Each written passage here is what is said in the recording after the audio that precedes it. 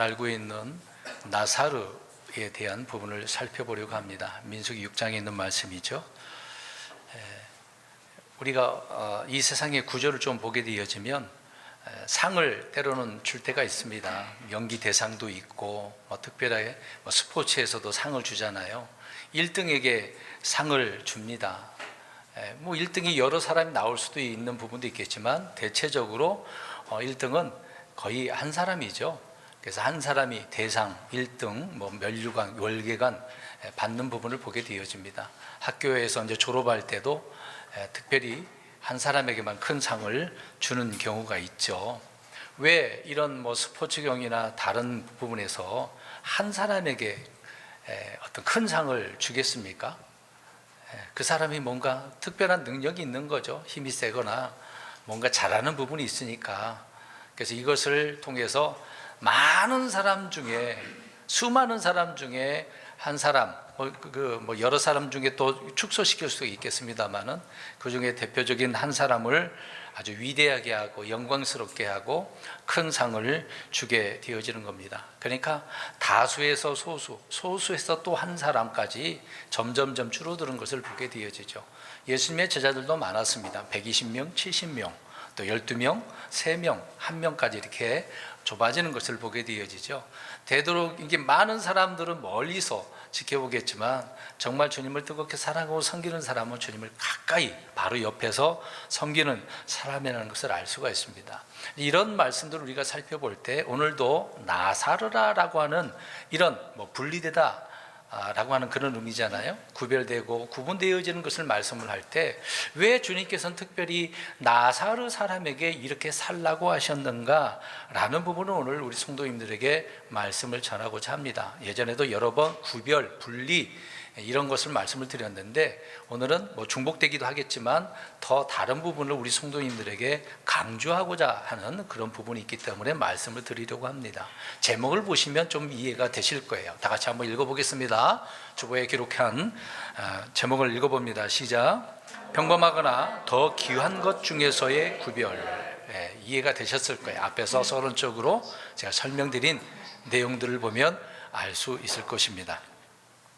사람들은요, 그래서 민족이나 언어나 피부색이나 종교나 또 어떤 성별 따위로 사람을 구분짓고 분리를 하는 것을 보게 되어집니다. 우리 한국 사람들도 유난히 그런 성향이 있죠. 유난히 혈연, 지연, 학연, 특히 고향, 같은 지역에 있는 사람들을 굉장히 가깝게 여기지 않습니까? 한 동네에서 살지 않았음에도 불구하고 같은 지역이라고 굉장히 친하게 지내는 것을 보게 되어집니다. 그래서 그런 것들을 통해서 구분짓기를 좋아하는 것을 봅니다. 그것뿐만이겠습니까? 종교인들은 어떻습니까? 전 세계에 다양한 종교들이 있잖아요. 주님을 믿지 않는 그런 종교들을 다 종교인, 자연인이라고 부르는데 그런 종교인들은 자신의 정체성을 드러내기 위해서 때로는 고유의 옷을 입습니다.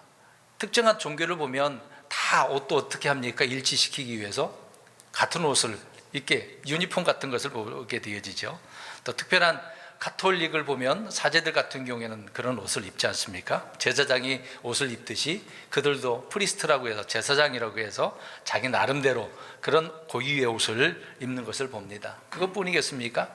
독특한 머리 모양을 하기도 하고 남들과 다른 식습관을 통해서 구분짓기도 합니다.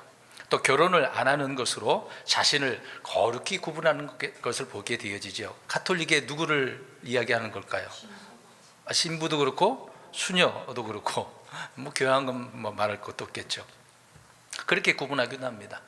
또 어떤 날들을 정해놓고 그 날들을 지키는 것으로 구분짓기도 합니다. 개신교에서 또 굉장히 율법적인 그런 면을 행하는 것을 보기도 합니다. 이렇게 세상의 종교는 스스로 자신을 거룩히 구분하기 위해서 어떤 외적인 그런 행동이나 전통이나 그런 것들을 지키는 규례가 있다는 것을 알 수가 있습니다. 성경에도 그렇고 타 종교의 그런 어떤 그들의 경이 있지 않겠습니까? 거기에 이런 것들이 다 있기 때문에 뭔가 구분을 짓는다라고 하는 겁니다. 자, 그렇다고 한다면 우리 하나님이 자기 백성, 자신의 성도들을 세상으로부터 거룩히 구별되게 하는 것은 무엇이겠는가라고 하는 겁니다. 저와 여러분들과 세상으로부터 하나님께서 구별하셨다라고 할 때 어떻게 구별되고 있는 것입니까? 스스로 생각해 보시고 있나요? 세상 사람들과 섞여 살고 있지 않습니까? 같이 살고 있는데 뭔가 다른 점이 보여야 되지 않을까요? 근데 그런 모습이, 다른 모습이 보이지 않고 일치하는 똑같은 모습을 보인다고 한다면 구별된 사람이라고 할 수 있을까요? 없을까요? 없죠. 내가 그리스도인이라고 한다면 뭔가 구별되어져야 된다라고 하는 것입니다. 우리가 그래서 분명히 알아야 할 것은, 주님은 우리에게 어떤 외적인 어떤 부분을 주님으로 세상과 그렇게 주심으로 인해서 세상과 구분짓는 것이 아니라는 사실입니다. 하나님은 그렇게 너 이렇게 구별짓고 살아라, 오늘날 우리 그리스도인들에게 그렇게 명령하신 적이 없다는 얘기입니다. 이스라엘 백성들에게는 뭔가 그렇게 말씀하셨지만 저와 여러분들에게는 그렇게 하지 않았다라고 하는 점이라는 거죠. 그래서 하나님은 사람의 외모를 취하실까요? 안 취하실까요? 안 취하십니다. 마음을 또 보시죠. 우리는 그래서 자신의 외모를 가꾸거나 개발하거나 이쁘게 꾸미거나 그럴 필요가 없어요. 뭔가 되는 것처럼 그렇게 스스로가 구별할 필요도 없다는 얘기입니다. 그렇게 거룩히 구분하려는 시도는 하나님 앞에 어리석다라고 볼 수밖에 없는 거죠. 왜 그러면 지금 그렇게 말씀하지 않았는데 왜 그렇게 하냔 말입니다. 앞에서 말씀드린 것처럼 타 종교에는 그렇게 구분지어서 하나님이 보실 때 특별한 사람이구나, 그렇게 여김을 받으려고 하는 경향이 많죠. 근데 저와 여러분들은 그럴 필요가 없다라는 것입니다. 그러면 우리는 어떻게 거룩히 구별되는지를 말씀을 통해서 어느 정도는 이해해야 됩니다. 5가지를 우리가 알 수가 있어요. 이 5가지는 저와 여러분이 한 게 아니라 우리 예수님이 이미 다 해놓으신 사실이라는 것이죠. 그러니까 이것을 우리는 항상 인식하고 있어야 된다라고 하는 겁니다. 간략하게 이 5가지를 말씀을 드리려고 합니다. 성경 찾아보시겠습니다. 요한복음 17장 19절입니다. 첫 번째로 하나님 아버지께서는 진리를 통해서 저와 여러분을 거룩히 구별하셨다라고 말씀을 하고 있습니다. 내가 아니에요. 내가 아닙니다. 세상 종교는 자기가 그렇게 하려고 하지만 하나님은 이미 진리를 통해서 해놓으셨다고 말합니다. 우리 예수님이 말씀하신 내용을 봅니다. 요한복음 17장 19절 시작. 또 내가 그들을 위해 나 자신을 거룩히 구별하오니 이것은 그들도 진리로 거룩히 구별되게 하려 함이니이다. 우리 예수님께서 스스로도 구별되신 분이시지만 저들을, 하나님의 백성들을 구별하시는데 뭘로 하신다고요? 진리로 구별되게 하려 한다고 말씀합니다. 그래서 이 말씀에 따라 저와 여러분은, 주를 믿는 자들은 진리의 말씀으로 거룩히 구별되었다. 이거 확정이에요. 그럴 것이다가 아니라 이미 그렇게 확정됐어요. 진리로 그렇게 된다고 말씀을 하고 있는 겁니다. 언제나 이 말씀은 유효한 거죠. 우리와 세상은 전통이나 종교의식이나 색채로 구분되는 것이 아니라 금방 말씀대로 하나님의 말씀인 진리로 된다. 만약 그렇다면 우리 속에 진리의 말씀이 없다라고 한다면 어떻겠습니까? 세상과 구별이 된다는 거예요? 안 된다는 거예요? 앞에서 말씀드린 내용이 그래요. 저와 여러분들이 세상과 섞여 사는데 진리가 없다면 모르는 거예요. 세상 사람들이 평범한 사람이라고 생각하는 거죠. 사람들은 우리가 어떤 찬송하거나 기도하거나 뭔가 다른 모습 성경 읽거나 그러면 딱 보자마자 저 사람이 누군 줄 알아요. 그냥 그리스도인보다 교회 다니는 사람이구나, 먼저 그렇게 생각을 하겠죠. 근데 그런 모습이 없다라고 한다면, 우리가 진리가 있으니까 그런 모습을 하는 거겠죠. 없다라고 한다면 어떻겠습니까? 전혀 몰라요. 그래서 어떤 사람은 직장 생활하면서 나중에 교회 다닌다고 한다면 야, 너 정말 몰랐어? 그런 말을 들을 수도 있지 않습니까? 그러니까 진리의 말씀이 없다라고 한다면 세상과 전혀 구별이 안 된다라고 하는 겁니다. 또 두 번째로 성경 찾아봅니다. 사도행전 26장 18절을 보십시오. 하나님 아버지께서는 믿음을 통해 저와 여러분을 거룩히 구별하신다는 것을 알 수가 있습니다. 사도 바울이 이제 잡혀가죠. 아그리빠 왕에게 가서 예수님께서 자신에게 말씀하신 것을 쭉 하는 내용을 고백하고 있는 겁니다. 26장 18절입니다. 사도행전 26장 18절. 26장 18절 시작. 그들의 눈을 열어주어 그들을 어둠에서 빛으로 사탄의 권세에서 하나님께로 돌아오게 하려 하며 이로써 그들이 믿음 즉 내 안에 있는 그 믿음으로 죄들의 용서를 받고 거룩히 구별된 자들 가운데서 상속유업을 받게 하려 함이라 하셨나이다. 예수님이 자기에게 해준 말을 아그리빠 왕에게 지금 해주고 있는 겁니다. 금방 읽은 것처럼 믿음 안에, 근데 이 믿음이 누구 안에 있는 믿음이라고 그랬어요? 내 안에 있는데 그 내가 누구예요? 예수님이죠. 예수님 안에 있는 이 믿음으로 용서를 받는 거예요. 죄의 용서받고 거룩히 구별된다라고 하는 거죠. 어렵지 않습니다. 그러니까 세상과 저와 여러분, 우리는 믿음으로 이렇게 구별되는 거예요. 그래서 여러 차례 지금 몇 주 동안 믿음 이야기를 하고 있는 겁니다. 저와 여러분들에게 이 예수 그리스도의 믿음이 있다라고 한다면 확연하게 세상에서 구별되는 것뿐만 아니라 하나님께서 보실 때도 우리 안에 믿음이 있는 것을 아시고 구별됐구나 라고 그렇게 여기신다는 거죠. 그러니까 이 점에서 우리는 이교도들뿐만 아니라 유대인들, 유대교가 되는 거죠. 그들과 확연히 구별될 수밖에 없습니다. 세 번째로 로마서 15장 16절 보십시오. 그러니까 첫 번째는 뭐예요? 진리로. 두 번째는 예수님 안에 있는 믿음이죠. 세 번째 로마서 15장 16절입니다. 이 다섯 가지를 늘 기억하고 있으셔야 돼요. 로마서 15장 16절 15장 16절 하나님께서는 우리 안에 성령님을 통해 구별하신다고 이야기합니다. 시작.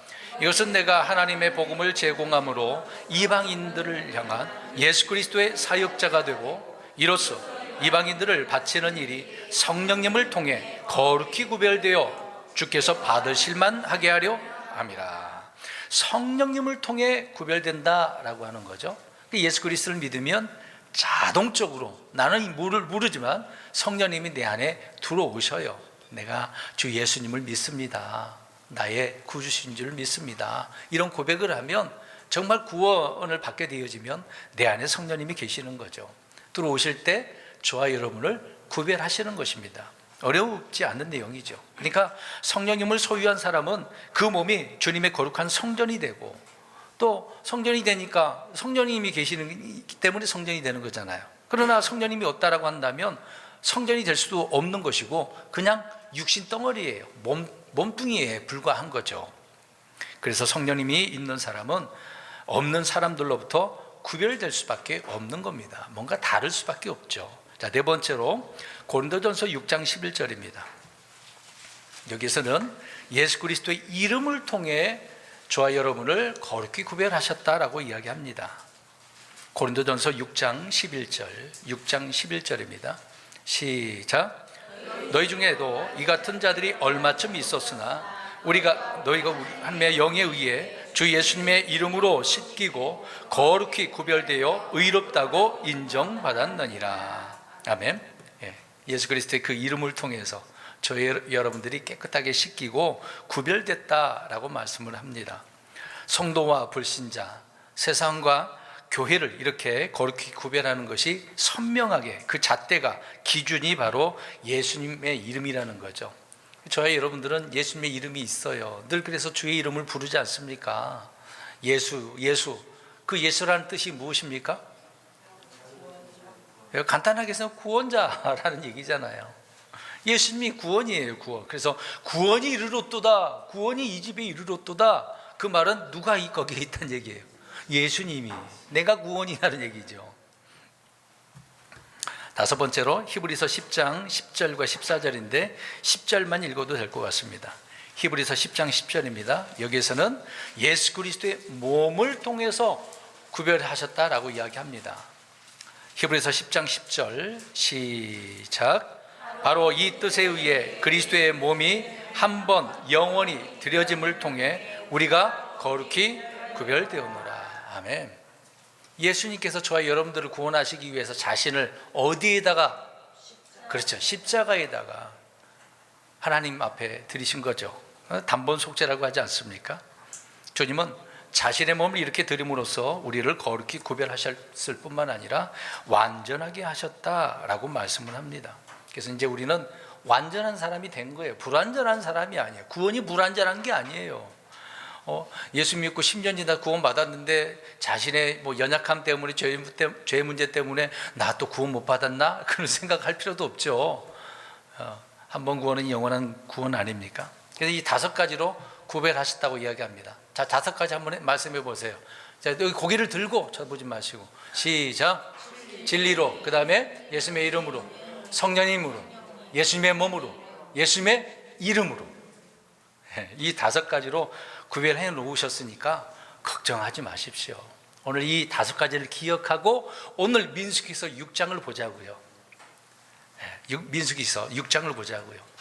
우리는 나사로 사람은 아니잖아요. 근데 왜 민수기서의 이 말씀을 통해서 오늘 저는 우리가 생각해 보아야 될 것이 무엇인지를 말씀드리려고 하는 겁니다. 오늘 민수기 6장을 보시면 3절부터 쭉 보시면은요, 3절부터 6절까지만 보셔도 될 것 같아요. 그냥 눈으로 한번 보십시오. 나사로 사람들은 엄격히 하지 말아야 될 것들이 기록이 되어져 있습니다. 포도즙, 독주, 식초. 이게 포도즙, 식초가 있고 독주의 식초가 있어요. 그리고 포도즙도 마시지 말고 생포도도 건포도도 먹지 말라고 합니다. 자기가 구별한 모든 날 동안 그렇게, 심지어 포도즙의 포도의 그 껍질까지라도 먹으면 안 된대요. 여러분 희한하지 않습니까?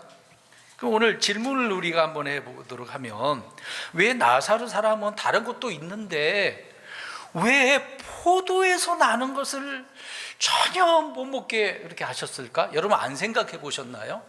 그냥 그렇게 정해놨으니까 그렇게 생각하지 말고, 하나님께서 왜 굳이 뭘 지목하신 거예요? 포도라고 하는 것을 지목하셨냐고요. 포도라는 것을. 이상하다라고 우리가 궁금증이 생겨야 되지 않겠습니까?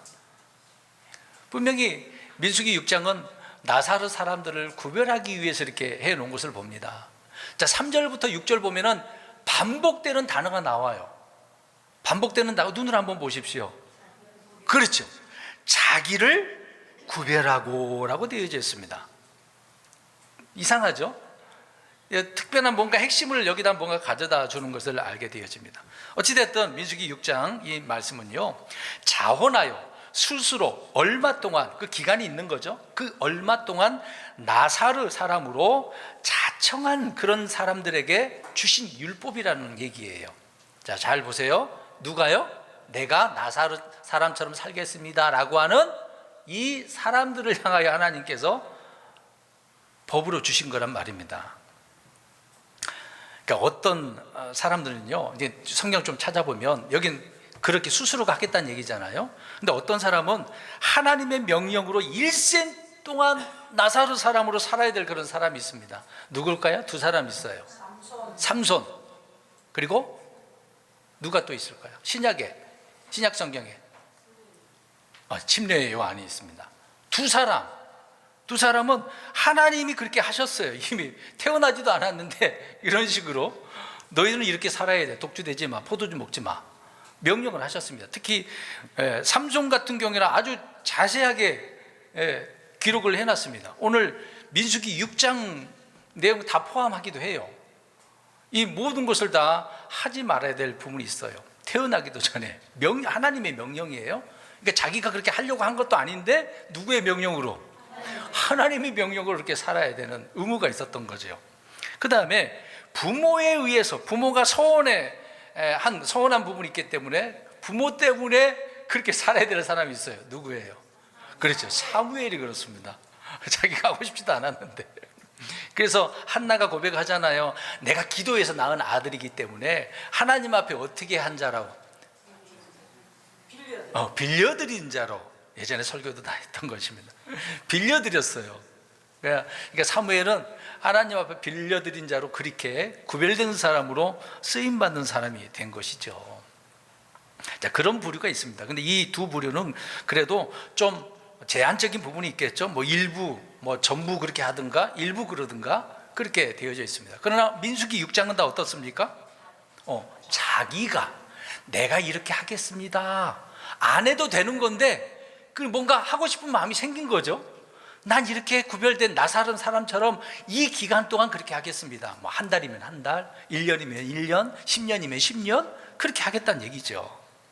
그래서 말씀드린 것처럼 이 6장에 나오는 이 나사르 사람들에 대한 그 질문의 그 의도, 뜻, 앞에서 제가 무엇을 질문을 던졌습니까? 왜 굳이 뭐에다가? 포도에다가 왜 그러셨느냐 이 말이에요.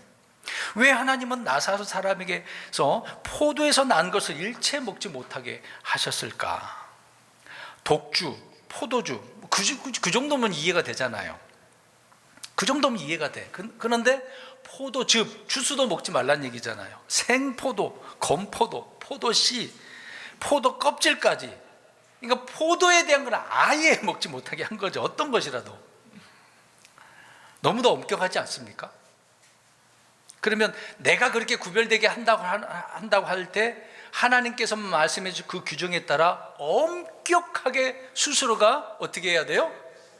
구별해야 돼요. 그러니까 어찌됐든 말씀드린 것처럼 이 구절을 읽으면 이상하게도 나사람 사람들에게는 포도를 마치 어떻게 보면 부정한 음식처럼 그렇게 여기는 것처럼 보이잖아요. 막 저주받은 음식처럼 엄격하게 금지하고 있는 것을 보게 되어집니다. 여러분 그렇게 생각해 본 적 없으시나요? 저는 여러 번 읽으면서도 좀 이해가 안 된 부분이 많았었습니다. 왜 포도나무고 왜 굳이 그럴까? 다른 것도 많은데. 우리는 주님의 법, 주님의 명령에 순종할 때 이유를 묻지 않지만 왜 그 당연한 것이라고 생각하니까요. 그러나 주님의 뜻과 목적이 있다라는 것을 아셔야 되는 거예요. 그래서 성경은 그렇게 궁금한 것을 찾아서 막 진리를 찾게 되어지면 알게 된다라고 하는 것입니다. 근데 이런 부분을 어떤 자기들의 해석, 어떤 누구의 의견, 주장 그런 데 빠지면 오류가 생기니까 그러지 말자는 얘기죠. 자, 어찌됐든 나사르라고 하는 것은 불리하다, 그리고 절제하다, 그런 의미에서 나온 말이거든요. 그러니까 하나님은 거기에다가 초점을 두는 거죠.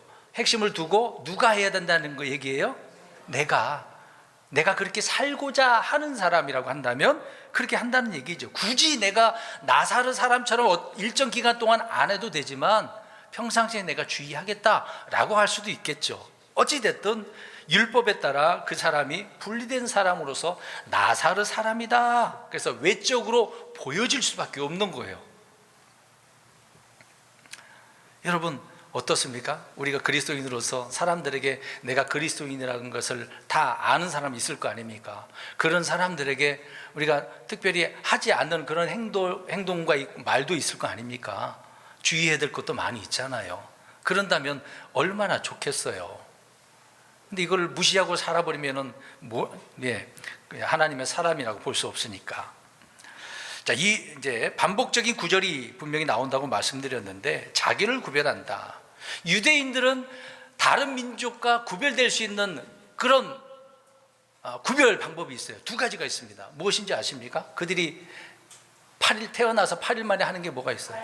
그리고 일요일, 그러니까 지금의 일요일이 아니라 그들은 7번째 날 안식일을 지키는 문제가 있겠죠. 이게 두 가지가 표적으로 주신 거예요. 할례와 안식일. 그들은 그렇게 구별해가지고 우리는 유대인이야, 하나님을 섬기는 사람이야, 그런 백성이야 라는 것을 구별해야 되는 거거든요. 그럼 저와 여러분들 할례하고 안식일 그렇게 행할 필요가 있습니까 없습니까? 없죠. 태어나서 아들 태어나면 그렇게 할 필요도 없습니다. 우리에게는 그렇게 표적으로 하라고 하신 적이 없거든요. 그러면 또 유대인들, 이스라엘 백성들 가운데 제사장들이 있어요. 제사장들은 다른 일반 유대인들이 딱 볼 때 이 사람 제사장이구나 라고 알 수 있는 방법이 뭘까요? 그렇죠. 제사장의 의복이 있습니다. 의복을 통해서 이 사람이 하나님의 제사장이구나 알 수가 있습니다. 그럼 나사르 사람들은 금방 우리가 6장에 나오는 대로 다른 사람들과 똑같잖아요. 유대인들이잖아요. 그들이 마시는 음료, 그리고 머리 삭도 대지 말라 그랬잖아요. 시체 만지면 안 되잖아요. 장례식장도 가면 안 돼. 이것을 통해서 구별된 것이란 말입니다. 나사르 사람들은 율법을 지키는 일반 유대인들과 구분하도록 뭘 먹지 말라고요? 포도에서 나는 것을. 그러면 보겠습니다. 포도, 이스라엘 사람들 그 민족 안에서는 이 포도는 어떤 음식이에요? 오늘 제목을 생각하시면 알아. 평범해, 흔해. 언제든지 그들은 주생산이 그런 거죠. 음료를 그것만 마시는 거야. 포도주, 그거는 좀 문제가 되지만 포도즙을 먹는 거잖아요. 일상의 음식이에요. 일상의 음료라는 말입니다. 그런데 누구나 마시는 것 중에 마시지만은 거기에서 포도즙을 마시지 않아. 그러면 불편할까요? 안 불편할까요? 다 같이 마시는 건데 다 먹는 거잖아요. 근데 나는 거기서 안 먹어? 같은 유대인인데 나 안 먹을 거야. 왜요? 나는 어떤 사람이니까? 구별된 나사로 사람이니까. 하나님으로 내가 하나님 앞에 그렇게 서원을 했고 기간 동안 그렇게 할 거고, 아니면 주님의 명령에 의해서 나 그렇게 하는 거야. 아니면 우리 부모님이 그렇게 서원해가지고 난 그런 사람이야. 그래서 사람들에게 어떻게 합니까? 외적으로 보여주는 거거든요. 그래서 분리와 절제를 보여주는, 어떻게 보면 음식 규례잖아요. 이들에게는 특별한 음식 규례인 것을 보게 되어집니다. 불편하잖아요. 똑같은 유대인이 볼 때마다 먹어도 되는데, 평범한데, 흔한 건데 뭐. 근데요, 포도가 흔하지만 평범하지만 이 나라에 있어서는 없어서는 안 되는 음식이에요. 그러니까 흔하면서도 가장 귀한 것이란 얘기예요. 오늘 제목에 그렇게 해놓은 것입니다. 평범하기도 하고 더 귀한 것이기도 하지만 이것을 통해서 어떻게 하고 있는 거예요? 구별되고 있는 거예요. 오늘 민수기 6장에 누가? 나사르 사람으로 서운한 사람이 자기를 구별하기 위해서. 사사기서 9장 10절에 13절에 가서 보게 되어지면 이 포도즙은요, 사람을 기쁘게 하는 열매라고 그랬어요. 사람을 기쁘게 하는 거예요.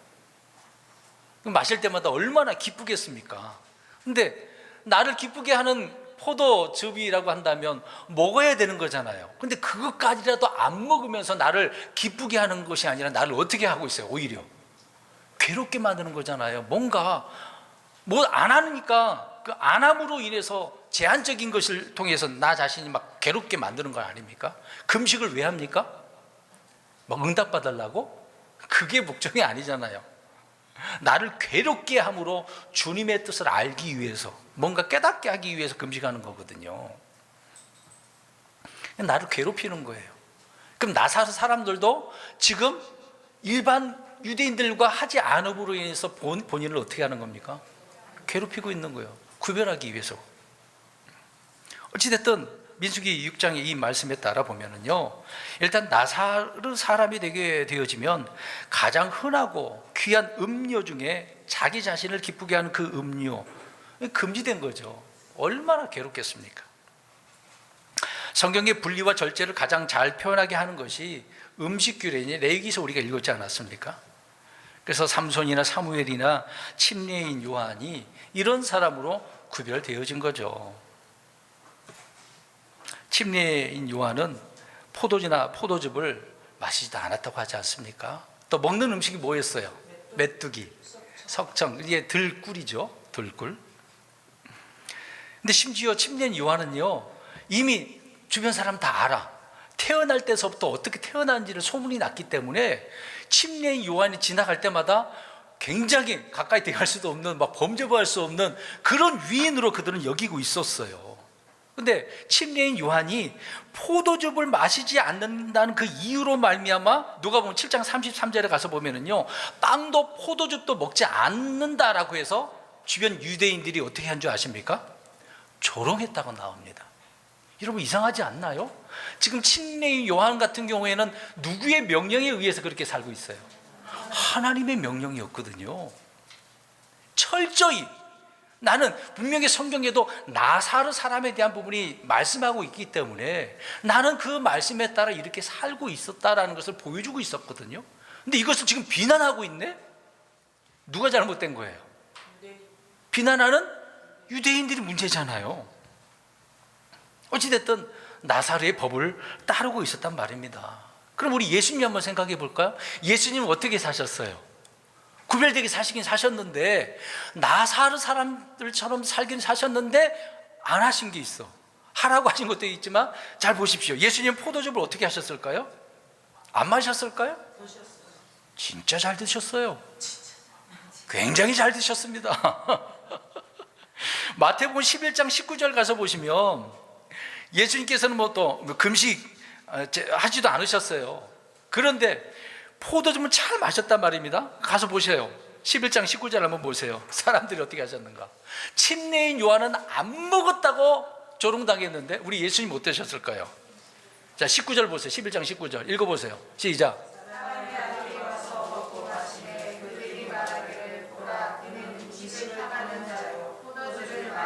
보세요. 많이, 알잖아요. 많이 마셨다고 지금 사람들이 어떻다고 하는 거예요? 조롱하는 거예요. 비웃는 거예요. 아이, 적당히 마시지. 그럴 수 있는 거 아닙니까? 많이 마셨다고. 그러면 예수님께서는 그렇게 하셨는데도 불구하고 나사로 사람처럼 사셨을까요? 안 사셨을까요? 사셨어요. 많이 마셨는데. 그러니까 이 기준에 따라 포도를 안 먹어야 되는 드시면서도 뭔가 구별된 삶을 사셨던 거죠. 이제 예수님께서 그렇게 말씀을 하신 다음에 이제 나중에 선포하시죠. 하늘의 왕국이 임할 때까지 포도에서 나는 열매를 마시지 않겠다라고 했어요. 이제 잡혀가시는 그런 과정 속에서 누군가 식초를 갖다 몰약을 섞은 식초를 딱 마실 수 있도록 입에다 대려고 했더니 어떻게 하셨다고 그랬어요? 거절하셨어요. 왜요? 않겠다고 하셨기 때문에. 근데 이제 언제 예수님께서는 포도즙을 마시겠습니까? 그래서 재림하셔서 주님의 그 왕좌에 앉으실 때 다시 마시겠죠. 어찌됐든 누구는 마신다고 이렇게 비방받고 안 마셨다고 하는데도 불구하고 비방받고. 왜요? 나사로 사람으로 사는데 왜 비방을 받습니까? 보세요. 여기 제목을 잘 보시면 돼. 평범한 것 중에 다 평범한 건데 왜 너만 특별해? 그렇게 안 사는 사람들은 그렇게 사는 사람들을 향하여 어떻게 하고 있습니까? 저렁하고 있는 거죠. 그럼 저와 여러분들은 예수님으로 그리스도인으로 살고 있잖아요.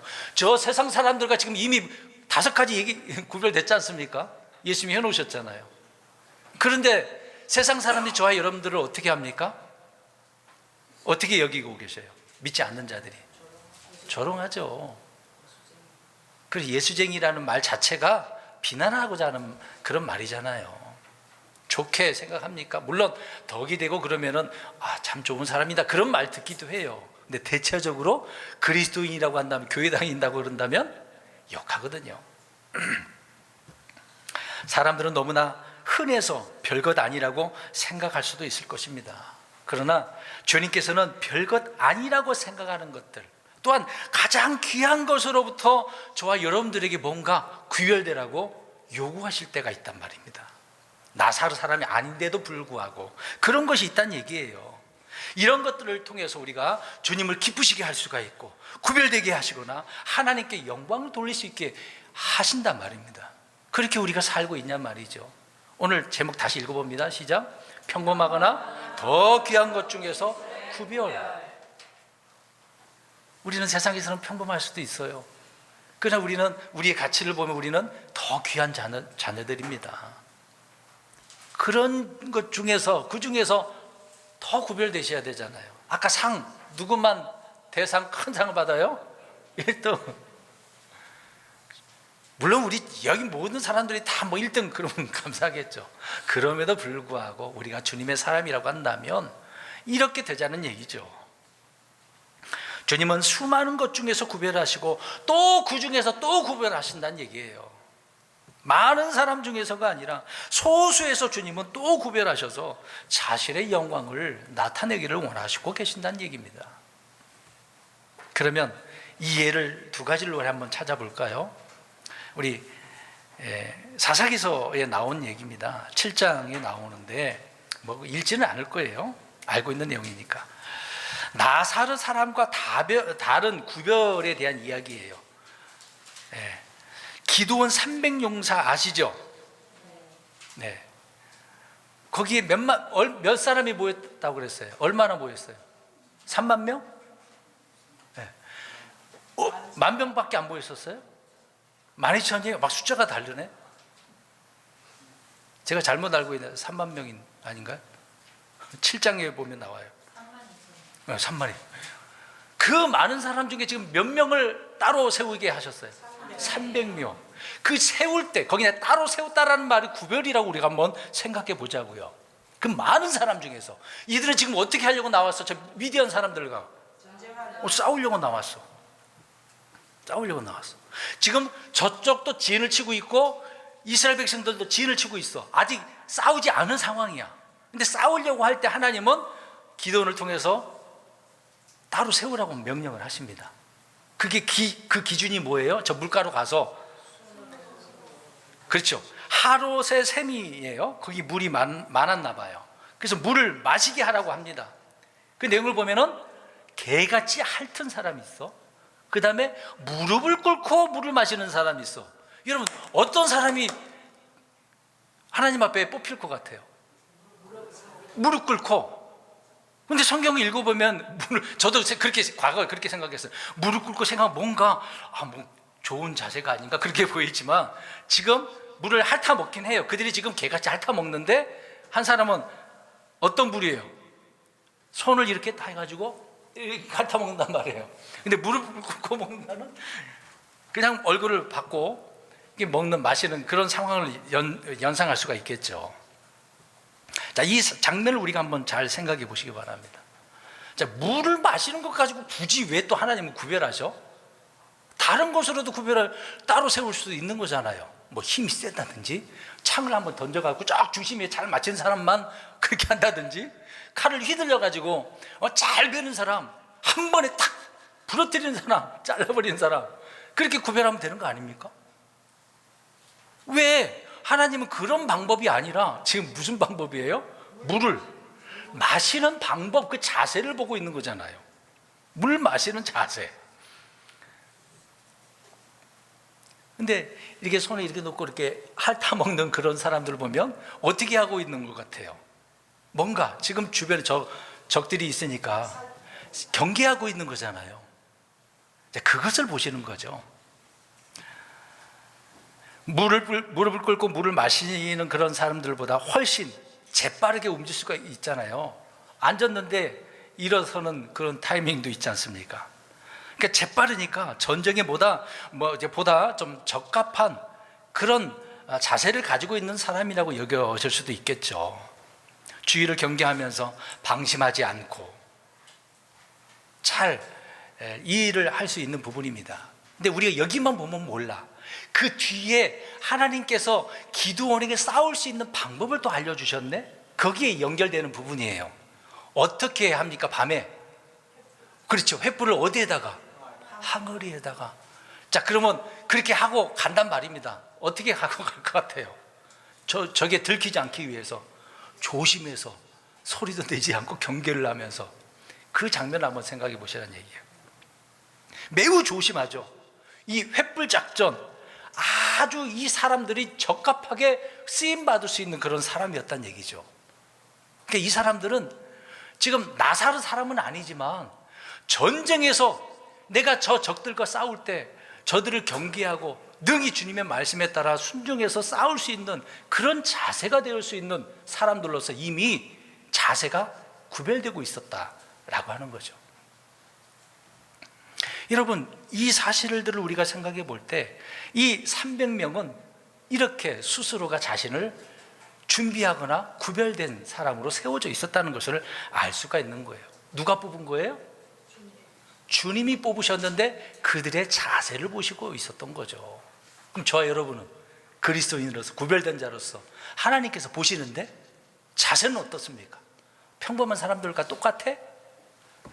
그럼 의미 없잖아요. 하나님은 뭐 다 할 수도 있지만 그 많은 사람 중에 추려서 특별한 사람을, 하나님께서 원하신 사람을 세우기를 원하시는데요, 구별하시기를 원하시는데, 또 그런 사람들을 사용해서 자신의 영광을 받기를 원하시는데, 저와 여러분들이 그런 사람이 되기를 간절히 바랍니다. 그 다음에 두 번째, 누가복음 17장 한번 가서 보세요. 그냥 펴놓고 눈으로만 보세요. 11절부터 19절을 보면 나병 환자 10명이 나옵니다. 나병 환자 10명이 나와요. 뭐 이들은 나사르 사람이 아니에요. 이방인도 속해져 있어. 유대인도 있을지도 모릅니다. 다 이방인인지는 모르겠어요. 이 10사람이 나와. 열 사람이 주님께 나와갖고 구기를 베풀어 달라면서 고쳐달라고 요구합니다. 근데 예수님은 뭐 만져주거나 뭐 하지도 않았어. 누구에게 가서 보이라고 그랬어요? 제사장에게. 그래요? 그 명령에 따라 그들이 갔어. 근데 가는 중에 그 열 사람이 다 나았어, 안 나왔어요? 다 나와버렸네? 가지도 않았는데 가는 중에 나와버렸어. 제사장 앞에 가면 나올 줄 알았는데 가기도 전에 나왔다고요. 놀랍지 않습니까? 근데 자신의 모습, 우리가 나왔어 그랬는데 9사람은 그냥 자기 길로 가버렸는데 한 사람이 주님 앞에 나옵니다. 한 사람이 나와갖고 감사하다고 영광을 돌리죠. 여러분, 이건 한번 생각해 보자고요. 근데 이 사람은 사마리아 사람으로 타국인이라고 분명히 나오거든요. 근데 예수님이 질문을 던지잖아요. 야, 다 나왔는데 9사람 어디 갔냐? 예수께서 물어보십니다. 나았으면 하나님 앞에 영광 돌릴 수 있어야 돼. 감사할 줄 알아. 누구에게 지금 고침받은 거예요? 우리 예수님을 통해서 고침받았는데 감사할 줄도 몰라? 은혜도 갚을지도 몰라? 아니, 못 갚으면 감사라도 좀 하면 되잖아요. 그런 마음도 없어? 지금 그 질문을 던지는 거예요. 근데 그 사람이 나왔어. 그 사람을 칭찬해 주지 않습니까? 여러분, 이 나온 한 사람을 지금 얘기하려고 하는 겁니다. 이 사람은 지금 자기가 무엇을 해야 할 줄 아는 사람이었다는 얘기죠. 나사로 사람은 아니었어. 고침을 받았어. 은혜를 받은 거야. 이거 상상 못할 일이잖아요. 여러분, 나병 고침 받을 수 있습니까? 안 돼요. 주님의 놀라운 기적이 아니면, 주님이 고쳐주지 않으면 안 나와요. 못 나와요. 고침 받았다는 사실만 해도 얼마나 감사해요. 타국인이잖아요. 타국인인데도 불구하고 자기가 뭘 해야 할 줄 알았어. 어떻게 해야 돼요? 고침 받았으니까 감사해야 되겠구나. 그 유대인들 가운데 이런 사람이 있었을까요? 예수님께서 기적을, 표적을 얼마나 많이 보여줬습니까? 그랬는데 오히려 많은 표적과 기적을 본 그 도시, 마을이 있네? 예수님을 감당해요, 못 감당해요? 못 감당해. 그래서 자기 이 지역을 어떻게 하라고 그래요? 그거 또 나가세요, 또 나가세요. 이럴 수 있어요? 고쳐주시면 더 잘 모셔야지. 예수님이 누군가를 봤잖아. 근데 더 자기가 무엇을 해야 될지 몰라요? 정말 얼마나 어리석습니까? 이런 무리에 속하지 않는 우리 성도님 되시길 바랍니다. 성도 여러분, 나사렛 사람은 그들이 나사렛 사람으로 있는 동안만 하나님께 바쳐진 자들입니다. 그 기간에 많은 시간을, 그러면 그 기간 동안에 뭐 성경 연구할 수도 있겠죠. 주님을 경배할 수도 있고, 누구를 또 가르치는 일에 또 연염을 할 수도 있겠죠. 자, 이렇게 되면 경건한 그런 정신이 그렇게 하다 보니까 믿음이 생기고 믿음도 성장할 수 있는 거잖아요. 그들이 교제하는 모든 사람에게 뭔가 영향력을 끼쳐줄 수 있는 거잖아요. 그냥 그것만 안 먹고 가만히 집에만 처박혀 있나요? 일상생활을 안 해요? 할 거 아닙니까? 이런 모습을 보여주면서 자신뿐만 아니라 많은 사람들에게 영향력을 끼쳐줄 수 있는 거잖아요. 근데 어떤 사람은 조롱할 수도 있겠지만, 어떤 사람은, 믿음이 있는 사람은 난 그렇게 못하더라도 이 하는 사람을 통해서 깨닫는 거잖아요. 나도 이렇게 구별된 사람으로 살아야 되겠구나, 뭔가 주의해야 되겠구나, 조심해야 되겠구나, 하나님을 더 잘 섬겨야 되겠구나, 그렇게 돼야 되지 않겠습니까? 그래서 이들은 자기 스스로 구별돼 이렇게 나사렛 사람으로 살고자 하는 사람들은 일반 유대인들과 구별되었던 거죠. 여러분, 이렇게 하나님께 바쳐진 사람은 이 세상에 수능해서는 안 됩니다. 말씀에 따라 살아가야 되는 거죠. 스스로 그렇게 남들과 구별할 뿐만 아니라 자기의 옛 삶, 내 육신의 것들과 철저히 구별되려고 그렇게 애쓰는 거죠. 모든 이스라엘 사람은 온 마음으로 하나님을 사랑하겠다라고 하는 그런 거룩한 율법에 의해서 할 수밖에 없겠죠. 그러나 이들은 그것보다도 더해요. 더 쪼이고 쪼이는 거예요. 이걸 뭐라고 부릅니까? 뭐라고 불러요? 목에다 하니까 타이라는 말이 뭐예요? 조이는 거거든요. 목을 조이면 어떻게 됩니까? 죽죠. 그러지 말고 내 육신의 것들을 좀 조이자고요. 육신의 것들을. 내 행실들을, 잘못된 행실들을 좀 조이라고요. 그게 스스로가 나를 구별되게 만드는 거 아닙니까? 그러다 보면 다른 그리스도인들과 구별될 수도 있겠죠. 하나님은 그걸 원하고 계시는 거야. 우리 여기 계신 우리 형제 자매님들, 우리 자녀들, 하나님은 그렇게 살기를 원하고 계시는 거예요. 그래서 우리 율법이라 할지라도 이 말씀들을 이렇게 우리가 이해를 하면 얼마나 좋아요. 그렇게 함으로 인해서 나사렛 사람들은요, 길을 가다가 길거리에서 사람들이 알아볼 수밖에 없어요. 존경받을 수밖에 없어요. 나는 못하지만 그렇게 하고 있다는 그 자체만으로도 존경받지 않겠습니까? 우리 예수님은 나사렛 사람이라고 조롱받기도 했어요.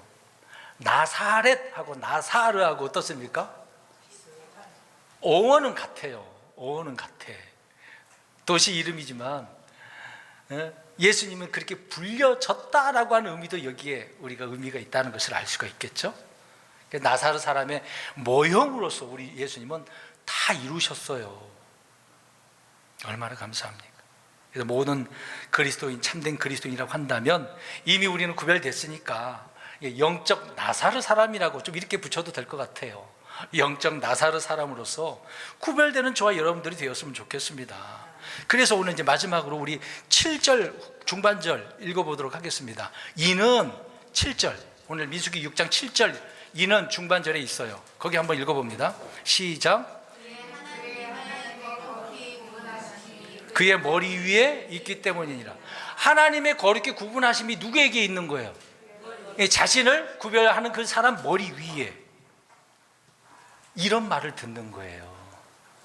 나사렛 사람이 자기를 그렇게 쪼였는데 우리 성도님들이 이런 분들이 되어서 하나님 앞에 쓰임받고 인정받고 또 영광받는 그런 하나님, 그런 하나님을 우리가 스스로가 해야 되지 않겠습니까? 이런 복된 삶을 살아가는 저와 여러분 되시기를 주의 이름으로 축원드립니다. 아멘. 기도하겠습니다.